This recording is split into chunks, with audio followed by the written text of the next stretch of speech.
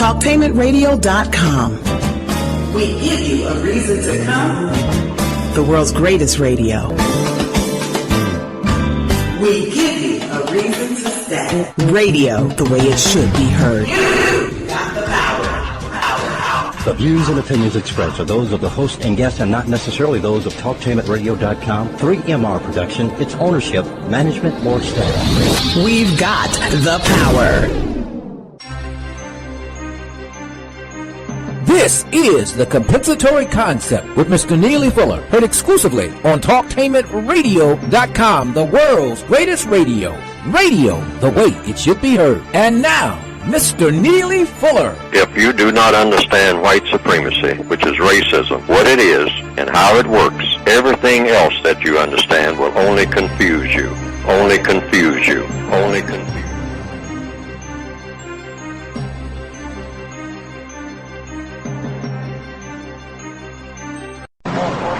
Go ahead.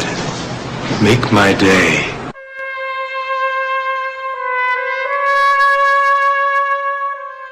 Don Bassini, I want to thank you for helping me organize this meeting here today. And also the other heads of the 5 families from New York and New Jersey. Carmine Cuneo from the Bronx and Brooklyn. Philip Tattaglia from Staten Island. We have with us Victor Starkey and all the other associates that came as far as from California, Kansas City, and all the other territories of the country. Thank you.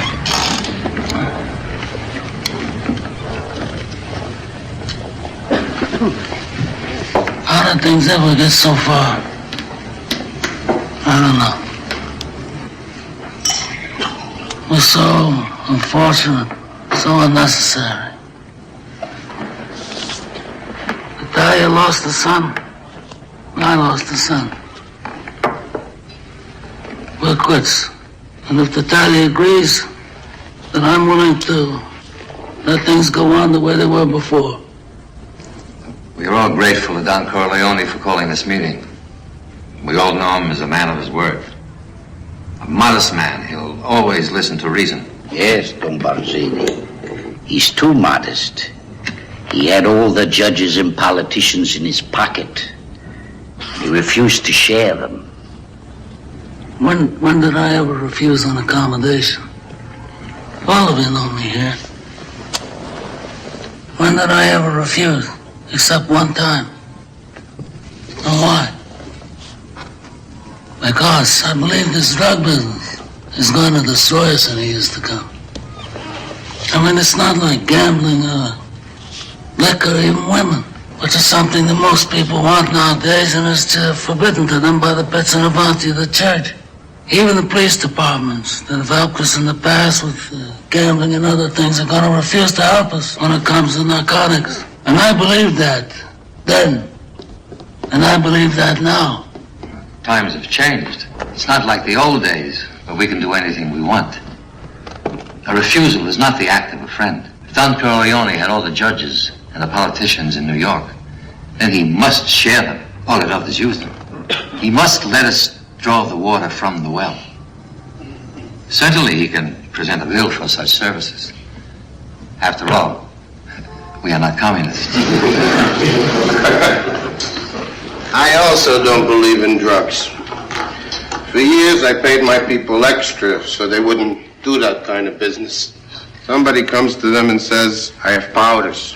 If you put up $3,000, $4,000 investment, we can make $50,000 distributing. So they can't resist. I want to control it as a business, to keep it respectable. I don't want it near schools. I don't want it sold to children. That's an infamia. In my city, we would keep the traffic in the dark, people, to call it. They're animals anyway, so let them lose their souls. I hope that we could come here and reason together. And as a reasonable man, I'm willing to do whatever's necessary to find a peaceful solution to these problems. Then we are agreed. The traffic in drugs will be permitted, but controlled. And Don Corleone will give her protection in the East, and there will be the peace.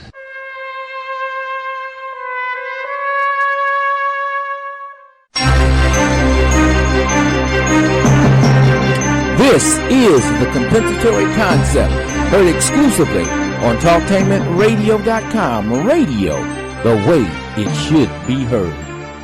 All right, joining me, of course, this time every week at 10 o'clock Eastern Standard Time, live from Washington, D.C., Mr. Neely Fuller Jr. And, of course, most of you know he's the author of 2 classic works, and we're going to get into that in just a second.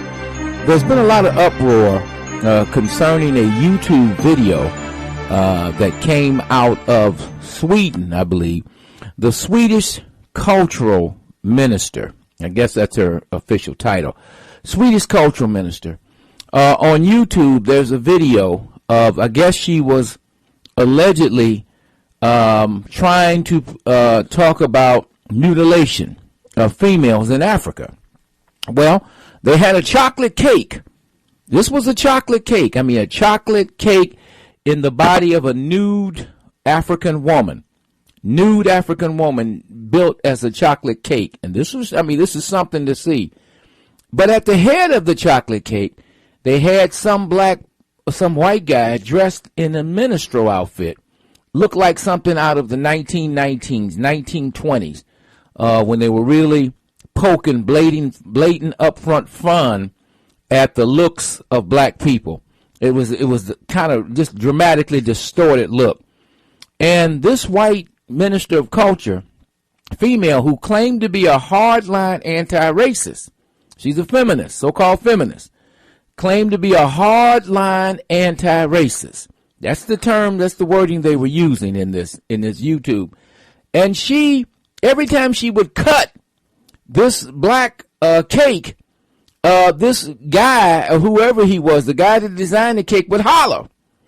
And yet they were laughing and just having fun, cutting this black woman, cutting the symbolism of this black woman up.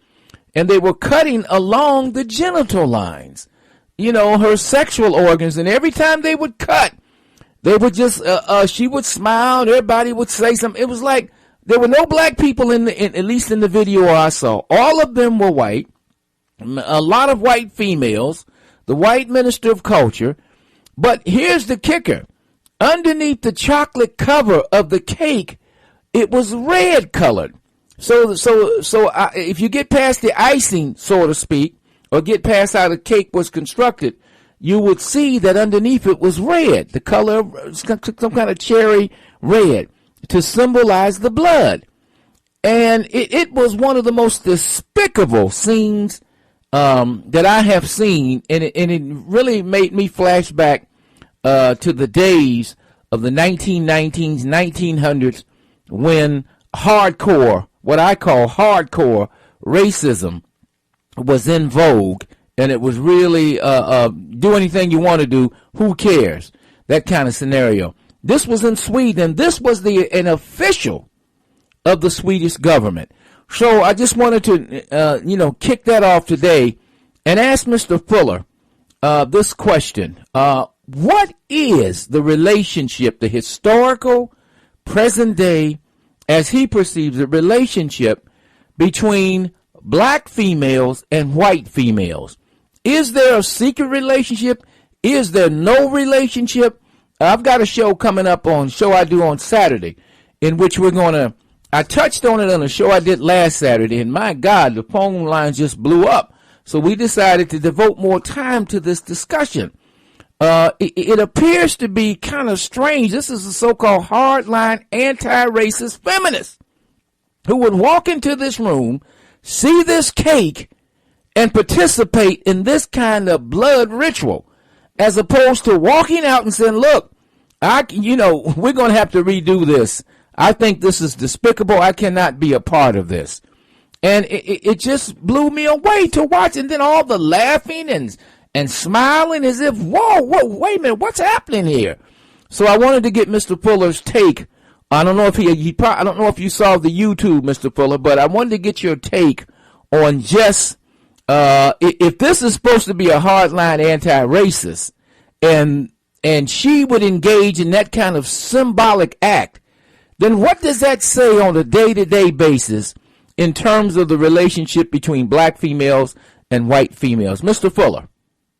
Well, the interaction between black people and white people in a system of white supremacy only comes under three categories as far as what I call in the word guide that I put out, the textbook for victims of racism in the word guide section.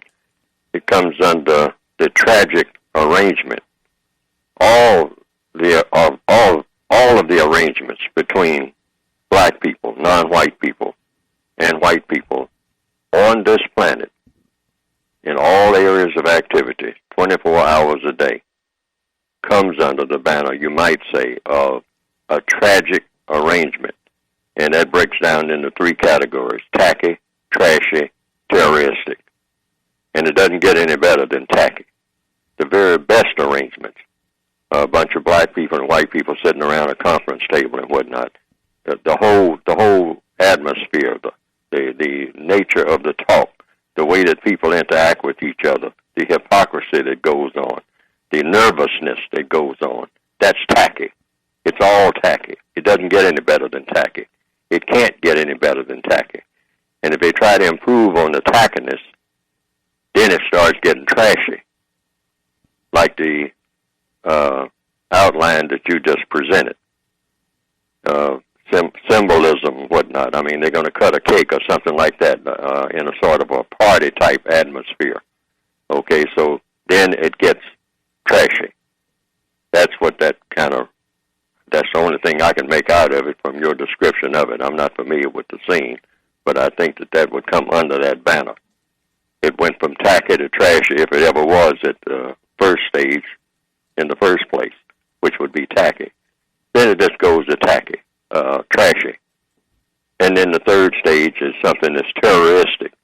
So just what you just outlined, the cutting of the genitals and all like that, could be considered symbolism of terrorism. See, so it doesn't get much better than those three things. It doesn't get out of that frame of reference.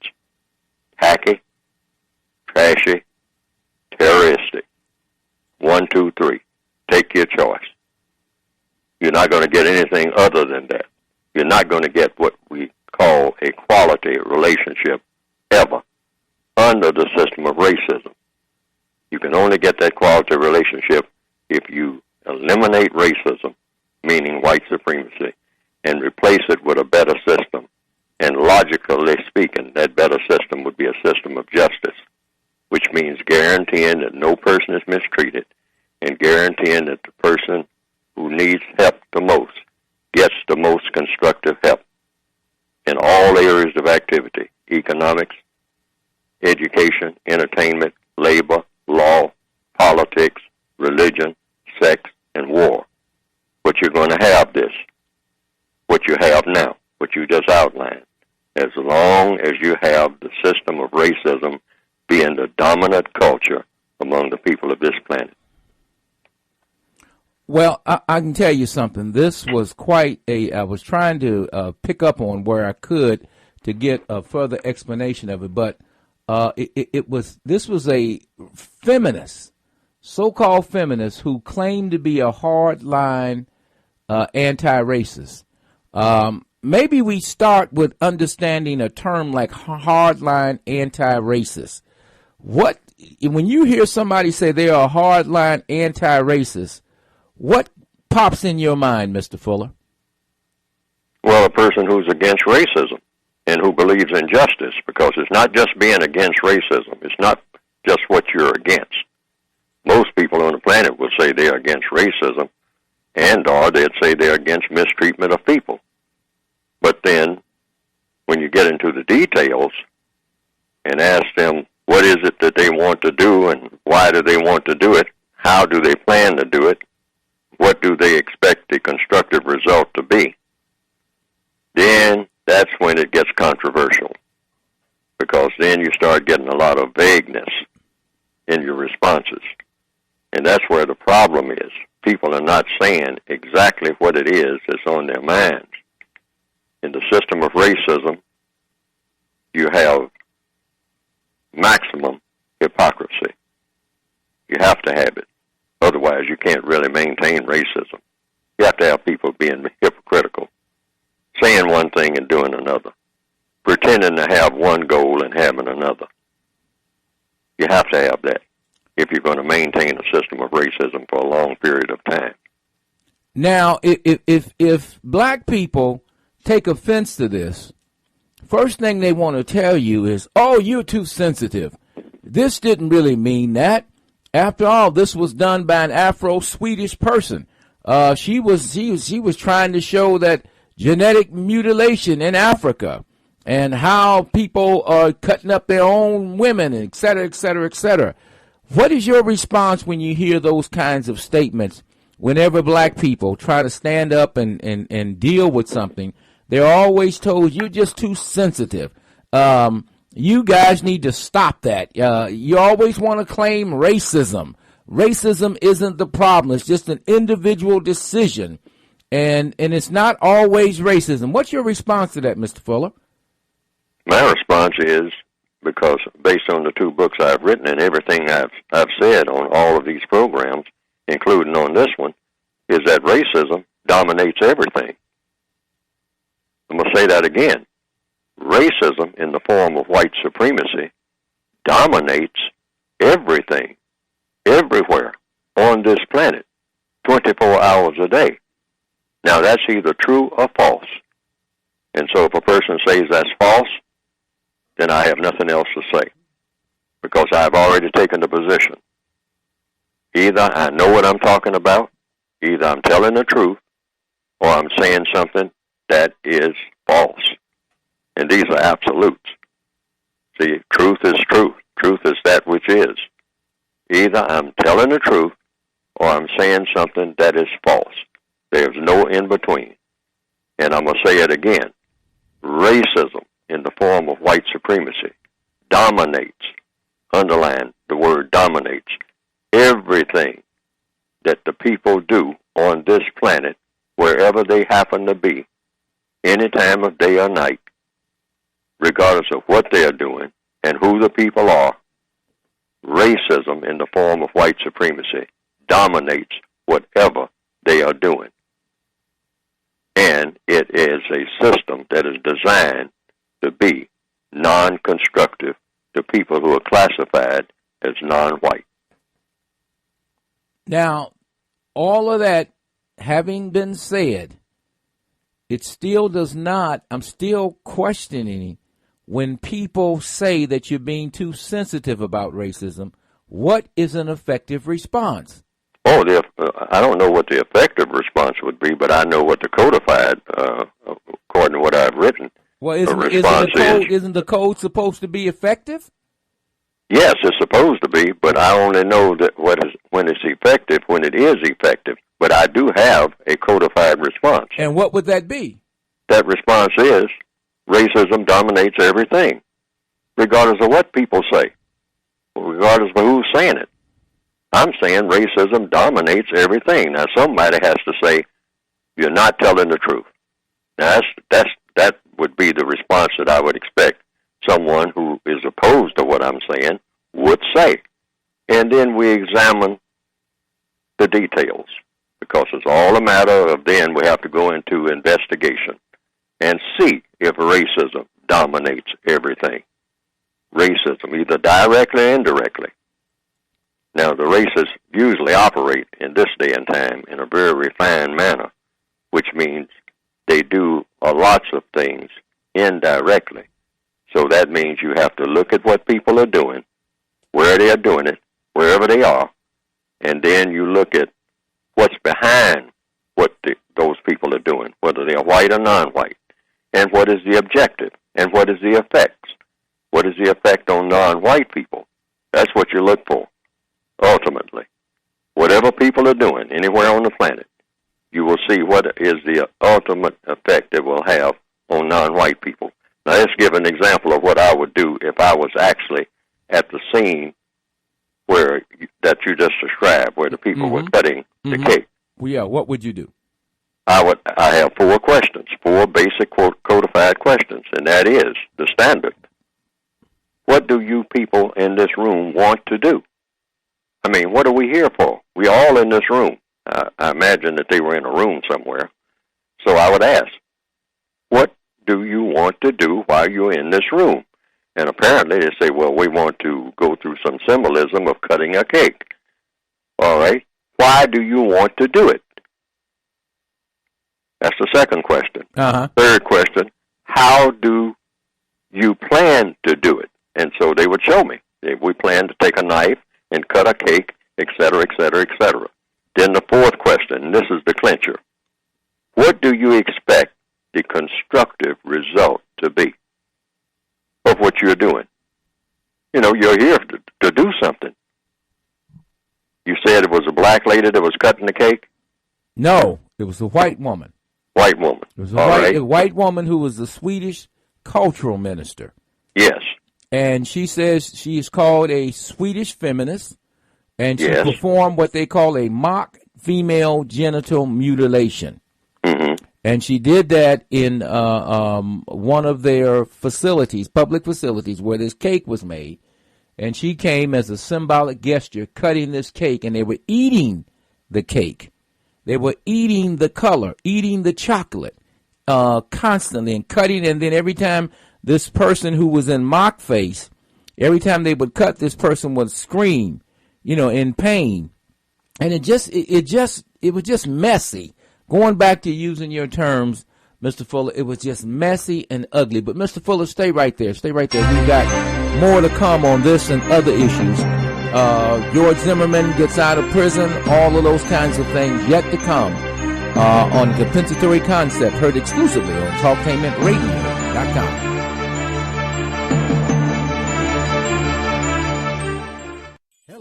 May I have your attention, please? Here's how to pull up Talktainment Radio and their great quality programs. Talktainment, all we did was remove the word entertainment. Remember the word entertainment? We took out the E-N-T-R and we put talk in front of it. The rest of it spelled the same. TalkTainmentRadio.com. Go there. TalkTainmentRadio.com. Hit programs. And then you'll see the programs that are put in the podcast. We have 8 there, 8 past programs. And if you want more than 8, all you'd have to do is give us a call at 228-2200. The world's greatest radio, TalkTainmentRadio.com.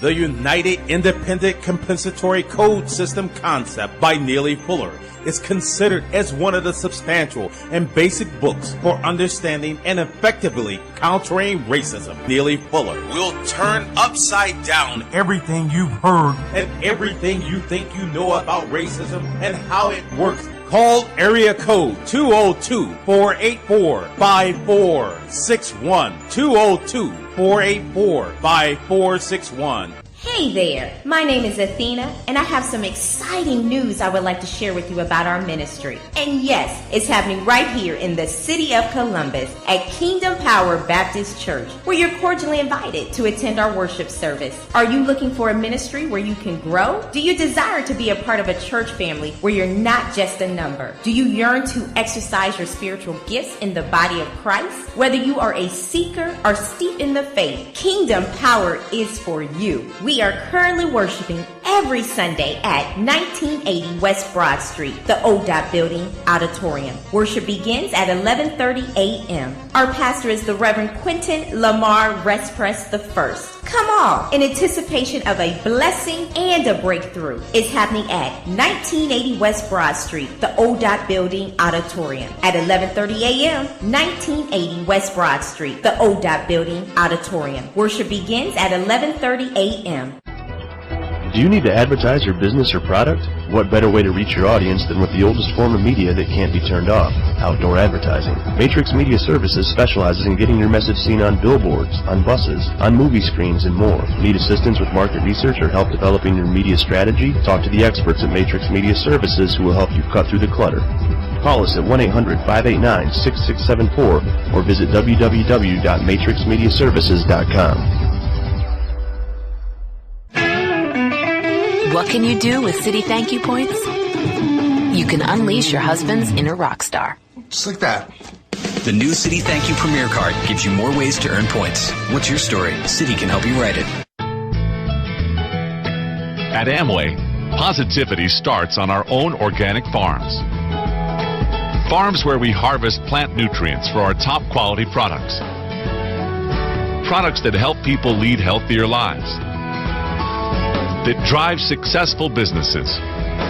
And that ultimately make positive differences in their communities. That's the power of positive. That's Amway. To learn more, contact an Amway independent business owner. Are there hidden sex words that impact your brain? Are there secret images and symbols that manipulate and control your child's mind and behavior? Why are so many youth unable to resist the destructive sexual messages beamed into their brain without them knowing they are being manipulated?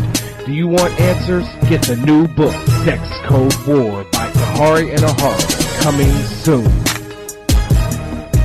I think I'm entitled. You want answers? I want the truth! You can't handle the truth!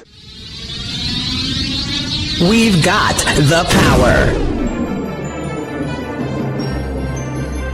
Justice is better than racism. This is the Compensatory Concept, heard exclusively on TalkTainmentRadio.com. Radio, the way it should be heard. Joining me, of course, is Mr. Neely Fuller Jr. Mr. Fuller is the author of 2 classic works. We've been doing this show for at least 2 or 3 years now. And, of course, it's one of the top-rated shows on Talktainment Radio. And we're very happy that Mr. Fuller is continuing in his work, and we're glad that we are part of it. Again, this is the Compensatory Concept. If you want to get past shows, you can go and you can get his podcast. Podcast simply means that you can go in and you can go to TalkTainmentRadio.com, go to programs, look at his page, and then you can go and hear shows that we have done in the past, shows that you may have missed, because we come on live every Wednesday, 10 a.m. Eastern Standard Time. And Mr. Fuller is here, and we talk about a number of issues related to the questions of race, sex, all of religion, all things as they fold into the notion of racial white supremacy and all of these kinds of things. In this segment, we are looking at what happened in Sweden. In the last segment, we talked about what happened in Sweden. We looked at the cutting of the cake, how that stirred within a lot of females in particular, a lot of issues. But it raised other issues with me, and the primary issue it raised was the relationship between white women and black women. And it's interesting, in some of the comments I got on the show that I did, a lot of black women said essentially there's no relationship. There's just no relationship whatsoever. So I found that to be interesting, and I'm going to explore a little minute more on that a little later. But George Zimmerman, who was accused of killing, actually he did, Trayvon Martin, apologized at a bail bond hearing. And as a matter of fact, many people said the way that hearing was held was just really totally inappropriate and out of the customary way these things are done.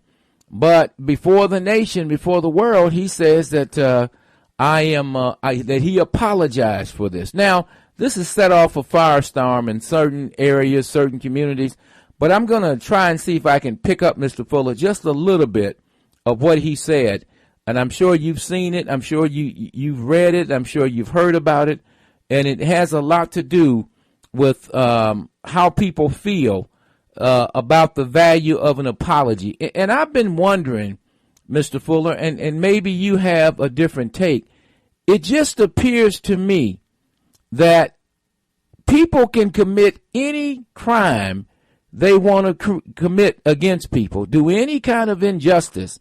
And it seems in this day and age, especially with the way religion is structured, or at least what is called religion is structured, all they'd have to do is apologize. And what I want to do is kind of get into what all of that means and what impact does that have. But before do that, and I'm going to give you a chance to tell everybody about how to get your book.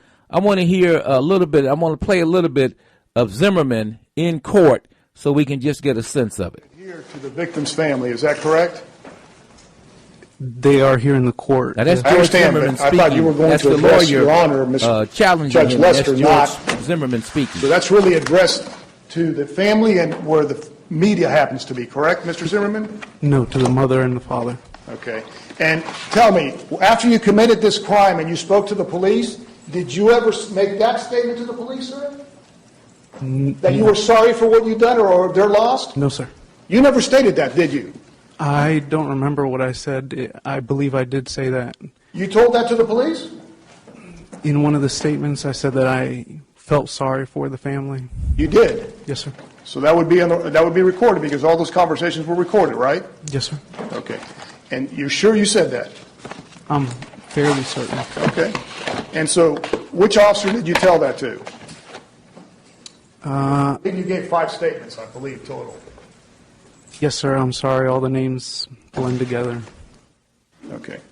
Okay, Mr. Fuller, let's talk about apology. If I am engaged in committing an act where I kill a non-white person, and for whatever reason I kill that person, and and it's real dubious, or if I kill anybody, white or non-white, doesn't matter. And I just simply say, well, I just did it, but I apologize. Or if I kill 6 million people, if I kill 30 million, or if I'm involved in chattel slavery for 300 years, and then all I simply come up to the mic and say, I apologize. I apologize for 300 years of slavery, and I just want you to know that I am truly sorry that happened. And then, like in South Africa, I go in and I just say, all right, I'll admit the truth to a degree, and I apologize. What does all of this mean, Mr. Fuller? Should we accept an apology and let that be it? Or is there more to it? Mr. Fuller. That's up to each individual person, whether or not they will accept an apology, whatever that means, accepting an apology.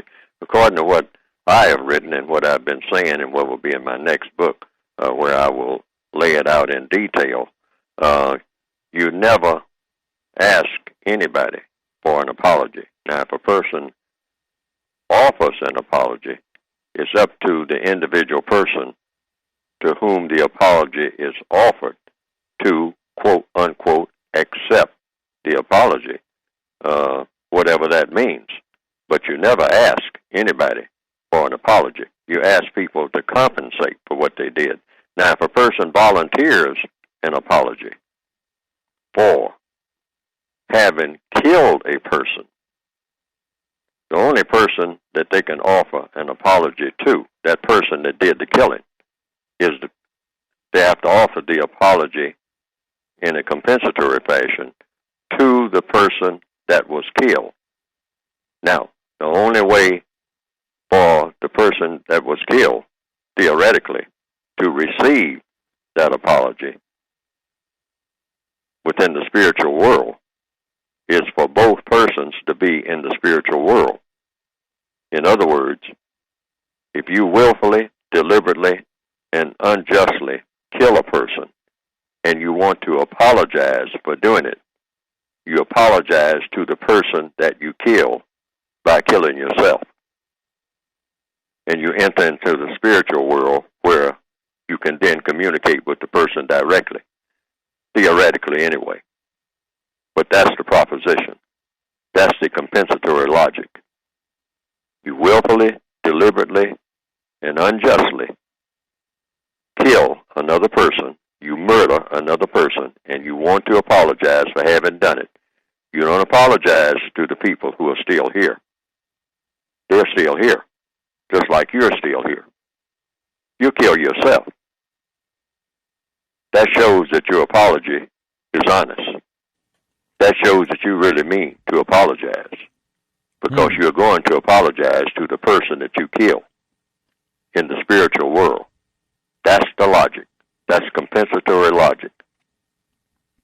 Now, if I don't kill myself, take myself out, then what? Does that mean I didn't apologize? That's what it would mean to me. I mean, you can't apologize to me for killing someone else. You have to apologize to the person that you killed. I mean, I'm not in it. I have nothing to do with that. That's between you and the person that you killed and the maker of both persons, the creator. That's what that's about. Wait a minute here. If I'm in a war and I kill 300 of the opposition, I'm just following the logic. You're saying the only way I can apologize for killing those 300 opposing soldiers who we battled in a war, I have to commit suicide. Absolutely. Now, Mr. Fuller, how does that make sense? Explain that to me. Unless you're defending yourself now, if you can prove that, to everybody who's still here, that it was in self-defense, that's something else. But I said willful, deliberate, and non-just. Well, wait a minute. Meaning you didn't have any business killing the person. Wait a minute. It's willful because I'm trained as a soldier to kill. So it's willful. I went into it with the purpose of killing the enemy. So it's willful. It's willful and deliberate, but that third term cannot be ignored. It must be just. I'm invading the country. You can kill 10 million people for a just cause. All right, let's use the most obvious example, Hitler. Let's say he ordered the killing of 6 million people, plus started World War II, et cetera, et cetera. Using an example like him, how would that work out? He comes before the world and he's apologizing for 6 million people being dead. So then what is he supposed to do under the law of compensation for this to be correct? Is somebody supposed to take his life? He's supposed to take his own life. He's supposed to take his own life. That's the way that's supposed to work. And you're supposed to make it very convenient for him to do so by locking him up with a pistol or something like that until he uses it. I call that maximum emergency compensatory confinement. Say it again? That's how. Whoa. Say that again. Yes, sir. Maximum emergency compensatory confinement, meaning you lock the person up who did the killing and put whatever weapon they use, usually one that's very convenient, in there with them, where that's their friend, because that's what they use to take someone else out of the universe. So they're real close buddies. Whatever gun you use, that's your buddy. So you and your buddy sit there and look at each other until you all decide to make a deal with each other, like death, like your death. And you execute your own death by your own hand, since you didn't have any problem executing someone else. How is that justice? By that same hand. How is that justice? That's logic. Oh, that's the best justice there is. How? You kill someone else, someone not created by you. You take them out of this world willfully, deliberately, and unjustly. You have a duty to kill yourself to balance that out. Okay, now no one else should kill you. No one else should kill you. Okay, there are 3 criteria. So that means capital punishment is stupid. That's what you're basically saying. Capital punishment is unacceptable. Well, I'm saying that capital punishment is not compensatory, because now you're hiring somebody to kill somebody, and that definitely should not be. That's not the kind of world we should have, where you can have a hired gun. That should be done away with altogether. Hiring one person to kill another person, and you pay money to do that, to take another person out of the universe. No, you only kill the people that you want to see dead, and you do it yourself. You don't hire somebody else to do it. And then you're supposed to take their life. Hit people. Yes. And if you're doing it unjustly, then you kill yourself. That's logical. Okay, that's now let's quickly go through these 3 criteria, because this is obviously extremely serious. There's criteria number 1, criteria number 2. You said criteria number 1 was what? The first, you said, were 3 criteria that you would use. Willful. Willful, meaning what? You had the will to do it. In other words, nobody's putting you up to do it. Nobody's poking you in the side and say, you better do it or I'm going to kill you. That happens all the time, okay? But it must be willful, something that you would do on your own with nobody else around and whatnot, and you make the decision on your own. And it's deliberate, meaning you go and search the person. I mean, you stalk the person. You're looking for the person and whatnot. That's deliberate. In other words, it's not an accident. It's not a reflex. And number 3? And number 3, it's non-just, meaning you didn't have any justified reason for doing it, other than you just want to see the person dead. So all of those... You weren't trying to protect yourself. Right. All of those invading armies that came into a place where people were not bothering them. They just wanted to conquer the land and exploit the people and take out the money and abuse the people. All of the members of that army, from the generals to the politicians to the money man, everybody involved. You're saying that in order to get justice out of this situation, all of them should end their lives. Absolutely. If it's 10,000 of them, they should all have a mass suicide. Because if they did it willfully, each one of them now, willfully, deliberately, and knew that it was the non-just thing to do. They weren't doing it to protect themselves. And sometimes they'll fabricate that, but I mean, I'm talking about the truth of the matter. If they were doing it to conquer somebody, to rob people, to steal from people, and that includes street robberies, right down whether it's an army going across some border or whatever, or whether or not it's just an individual person who kills another person in order to take the little money that they happen to have on them. That person should be put in maximum emergency compensatory confinement and kept there until he or she decides to kill him or herself. You feed them and whatnot every day. They can stay there as long as they want to, but they are not coming out of there except after they kill themselves. That's an absolute. That should be the absolute all over the world. That should be how that should handle. Yeah, you want to go out and kill somebody? Help yourself. Well, look, I ain't gonna, if I'm in there, I'm not going to kill myself ever. Then what? You just sit there and rot and pray tell, don't get a toothache.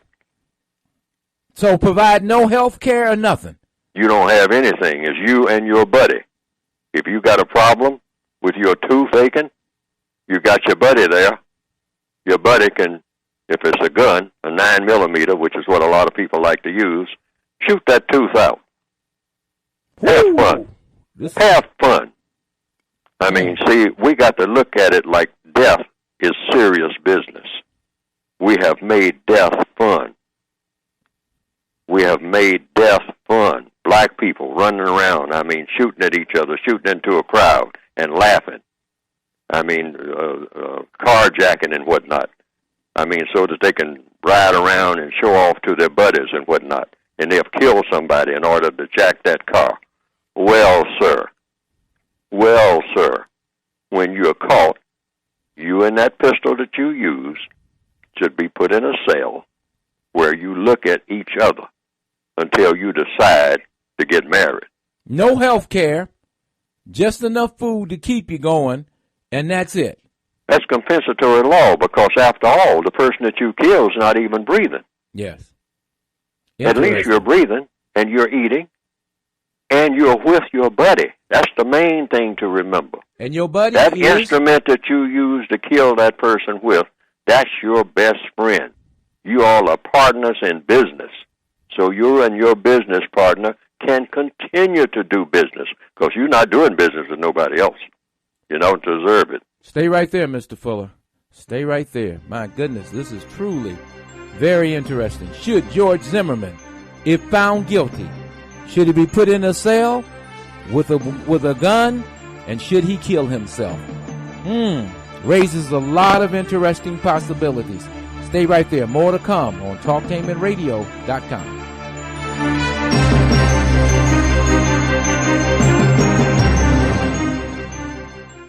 I'm I'm George Foreman. There is a place where ordinary people do extraordinary things every day. That place is the American Red Cross. When you help the American Red Cross, you help America. Call 1-800-RED-CROSS or visit redcross.org to learn more.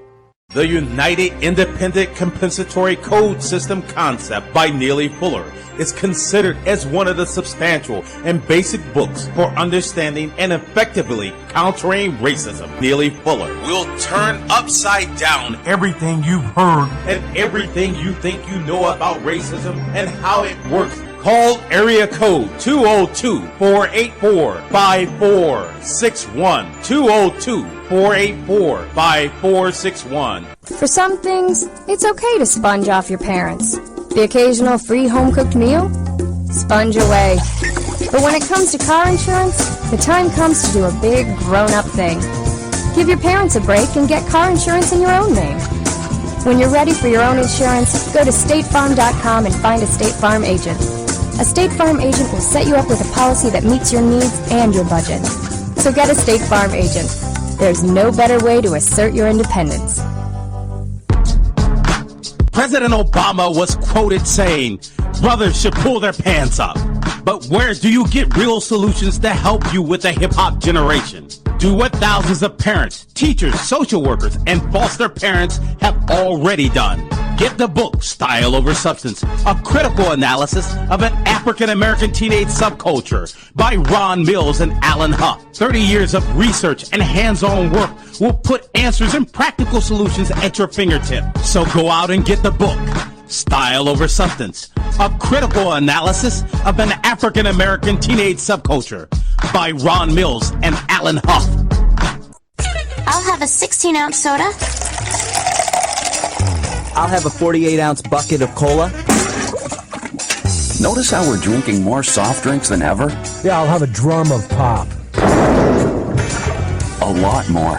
And probably not brushing right after. Chew on this. Chewing Trident after sugared soft drinks can actually help prevent cavities from forming. When you're not free to brush... Can I just stick my head under the spigot? Chew on this. Trident. I think I'm entitled. You want answers! I want the truth! You can't handle the truth! We've got the power.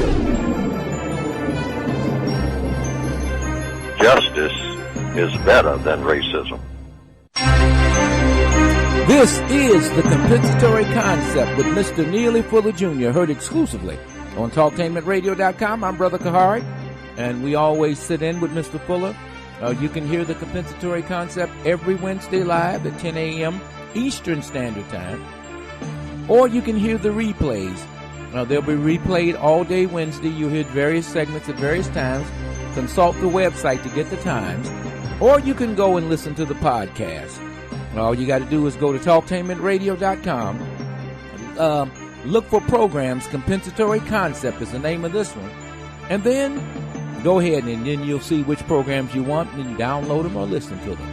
Mr. Fuller is here live, but I want to ask him the name of his two classic works and how to get them. Mr. Fuller.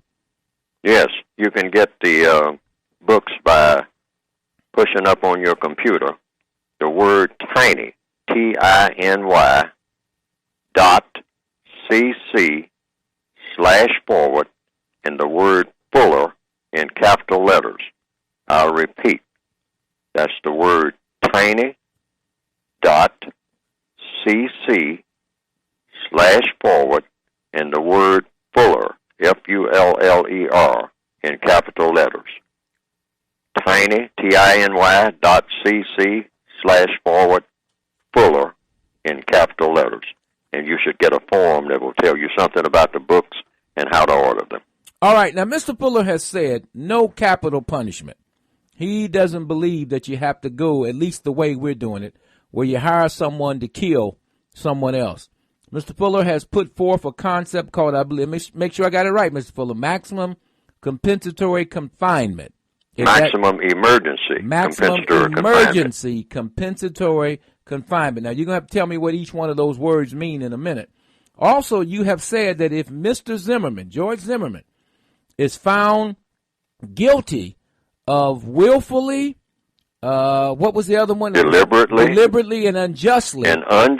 murdering Trayvon Martin is that you do maximum emergency compensatory confinement, and you do not give him health care, and you let him stay there. Give him enough food to keep him alive. Let him stay there.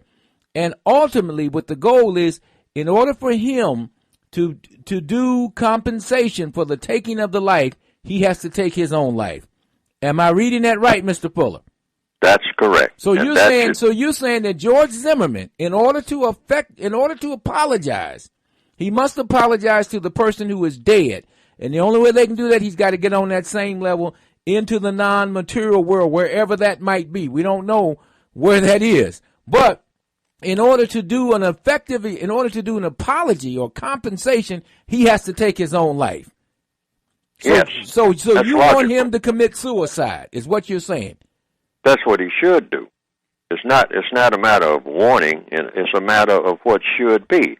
That's the only way to compensate, I would think, for having done what was done. The person is dead. But now the law gives you a different level of logic. The law says, yes, you can serve out a 30-year sentence where they feed you three squares a day. You can go out and exercise. You can watch. You can basically have all the privileges except you're confined. And it also says that you won't see anybody. You'll be you'll be locked down into a form of maximum emergency compensatory confinement. So you're still locked up. So what's different? The only thing you're saying is that you confine the person, don't give them health care, and give them a pistol, their best friend, so they can shoot themselves. That's health care. That's health care? Sure, that's very healthy. How's that healthy? That's very healthy for a person who has done what the person did. Any person. Willfully, deliberately, and unjustly, you kill another person. Mm-hmm. So therefore, you're entitled to one thing, kill yourself.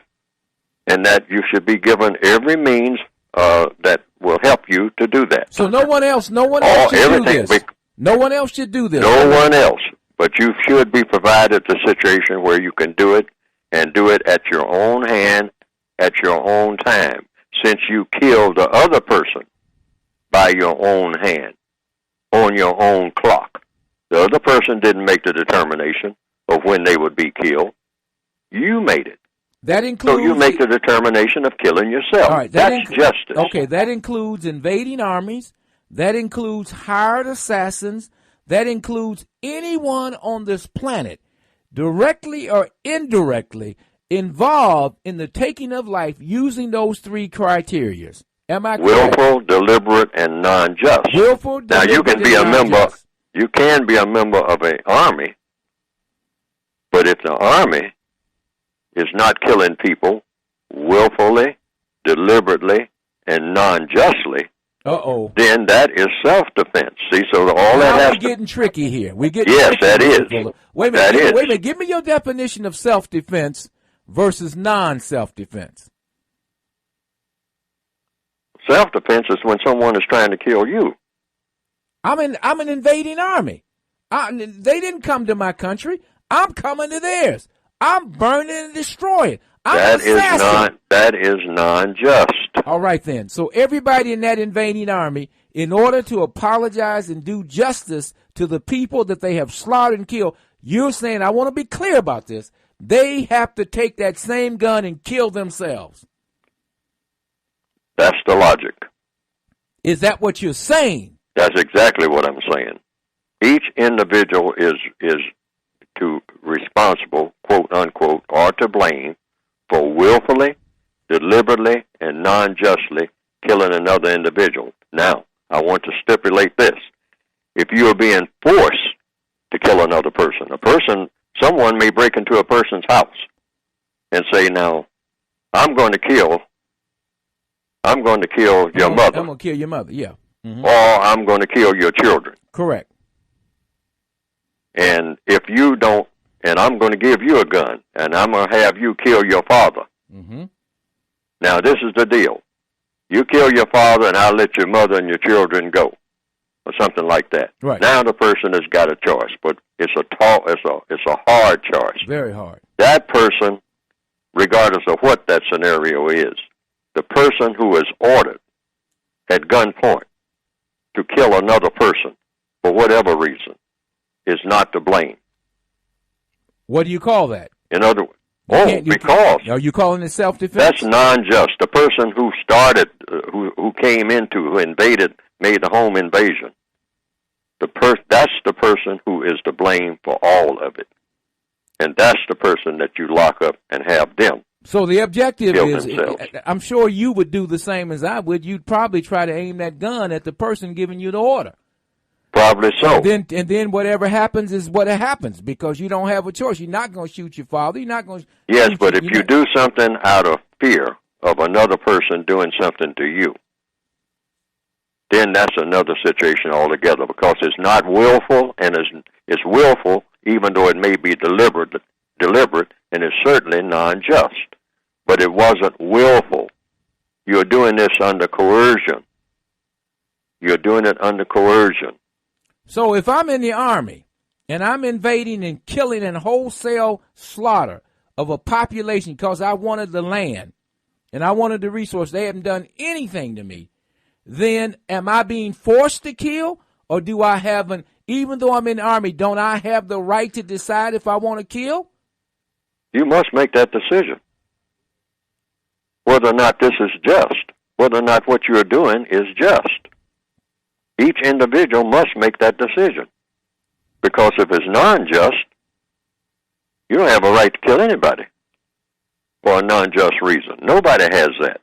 And give me the criteria. Nobody has that under any circumstance. Right, give me the criteria again for non-just. Let me be real clear, because that seems to be the sticking point in all of this. Willful. The person doing the killing must know that what he or she is doing is non-just.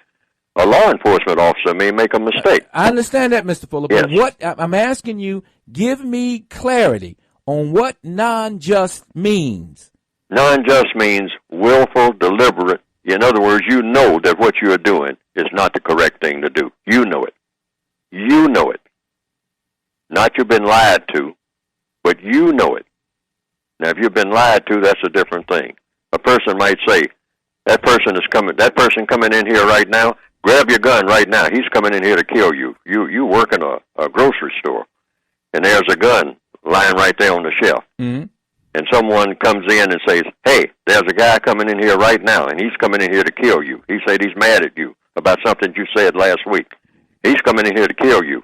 And so, sure enough, a fellow walks into the door, and it looks like he has a gun.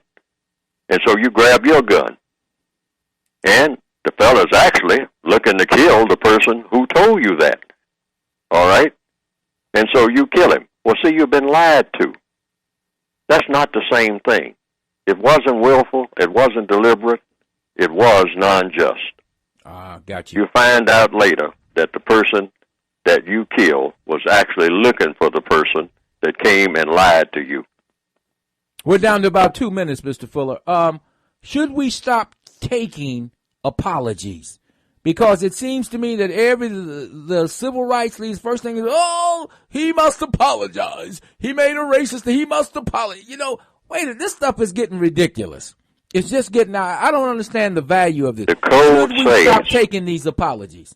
The code says there's 3 things you never ask for as long as you're breathing. According to logic. Not according to Neely Fuller, according to logic. And they are? They are. Never ask for an apology. Never ask for love. And never ask for respect. Ever. Ever. Why? Because an apology doesn't mean anything unless it's offered without asking. That's number one. And you can receive it if you want to and not receive it if you want to. I mean, that's just somebody apologizing. That's on them. Okay? Love is something that a person will give you without asking. As an old adage. I mean, about 30 seconds, Mr. Fuller. I told you that I loved you, now get out. So what does that mean? Okay?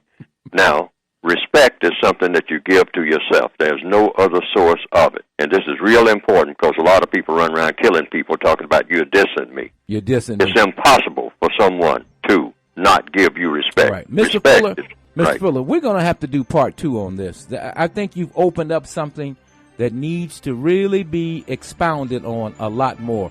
But for right now, I'm going to say thank you, Mr. Fuller. We'll talk to you. Thank you for inviting me.